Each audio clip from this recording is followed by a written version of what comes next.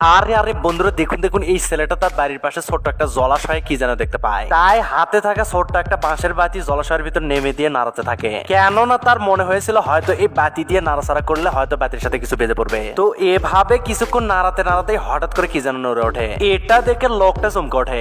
তারপরেও সাহস করে এবার দুই হাত জলাশয়ের ভিতর নেমে দেয় আর খুঁজতে থাকে আসলে এই জলাশয়ের ভিতর কি নড়ে উঠলো।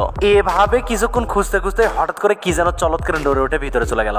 তারপর আবার হাত দিয়ে খুঁজতে বিশাল বড় একটা মাছ ধরে ফেলে। তারপর সেই মাছটাকে একটা বস্তার ভিতরে রেখে দেয় যাতে চলে যেতে না পারে।